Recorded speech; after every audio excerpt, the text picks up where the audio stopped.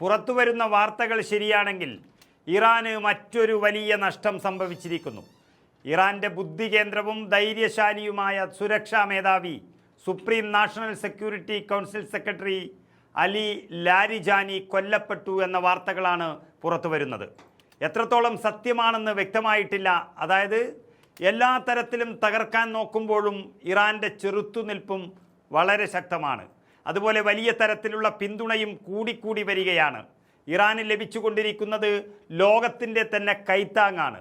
പക്ഷേ ഇത് അംഗീകരിക്കാൻ ഇസ്രായേലും അവരുടെ സഹായികളായ അമേരിക്കയും തയ്യാറല്ല എന്നുള്ളതിൻ്റെ സൂചനയാണ് ഇതൊക്കെ.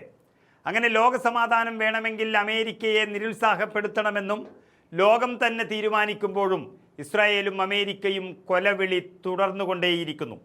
അതായത് സുരക്ഷാ മേധാവി Supreme National Council secretary Ali ലാരിജാനിയെ മിസൈൽ ആക്രമണത്തിൽ കൊലപ്പെടുത്തിയെന്ന് ഇസ്രായേൽ അവകാശവാദം ഉന്നയിക്കുകയാണ്. ഇതോടെ ഇസ്രായേൽ നടുങ്ങുന്ന തരത്തിൽ ഒരു തിരിച്ചാക്രമണം ഉണ്ടാകുമെന്നാണ് ഇറാനുമായി ബന്ധപ്പെട്ട മാധ്യമങ്ങളൊക്കെ സൂചന നൽകുന്നത്. ഇറാനിലെ ശക്തനായ ഒരു ഉദ്യോഗസ്ഥനായ ലാരിജാനിയെ ഇസ്രായേൽ ലക്ഷ്യമിട്ടെന്ന് അന്നേ റിപ്പോർട്ടുകളൊക്കെ പുറത്തു വന്നിരുന്നു. കാരണം ഇറാൻ്റെ നീക്കങ്ങൾ ഓരോന്നും വളരെ തന്ത്രപരമായി ബുദ്ധിപൂർവമായി നടത്തുന്നത് ലാരിജാനിയാണ്.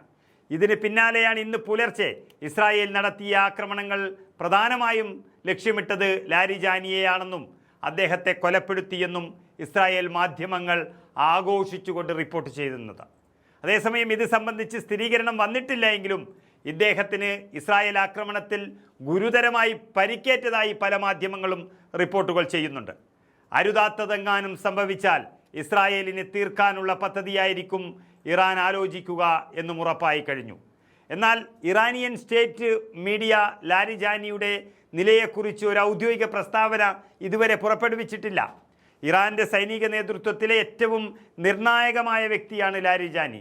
ഇറാൻ പരമോന്നത നേതാവ് ആയത്തുള്ള ഖമേനിയുടെ കൊലപാതകത്തെ തുടർന്ന് രാജ്യത്തിൻ്റെ സുരക്ഷയുടെ നേതൃത്വം പൂർണ്ണമായും ലാരിജാനിയുടെ കൈകളിലായിരുന്നു ഉണ്ടായിരുന്നത്. അദ്ദേഹത്തിനെങ്ങാനും എന്തെങ്കിലും സംഭവിച്ചാൽ ഇറാൻ അത് പൊറുത്തുവെന്ന് വരില്ല.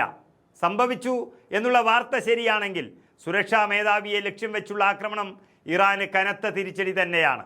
ഇറാനിലെ മിസൈൽ നിർമ്മാണ കേന്ദ്രങ്ങളും സൈനിക സ്ഥാപനങ്ങളും ഒക്കെ ലക്ഷ്യമിട്ട് ടെഹ്റാനിലും ഷിറാസ്, തബ്രീസ് നഗരങ്ങളിലുമൊക്കെ ഒരേ സമയം ഇങ്ങനെ വ്യോമാക്രമണം നടത്തുകയാണ് ഇസ്രായേൽ. അത് ഇസ്രായേൽ സൈന്യം തന്നെ അവകാശപ്പെട്ടുകൊണ്ടിരിക്കുന്നു.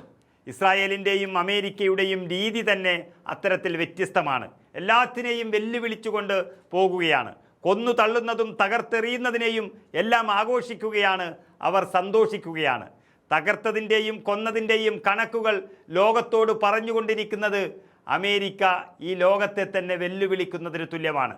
എന്നാൽ ചെറുത്തുനിൽപ്പിനായി നടത്തുന്ന യുദ്ധങ്ങൾ ആഘോഷിക്കാതെ തന്നെ ഇറാനാകട്ടെ ലോകസമാധാനത്തിന് വേണ്ടി ആഹ്വാനം ചെയ്യുകയും ചെയ്യുന്നു.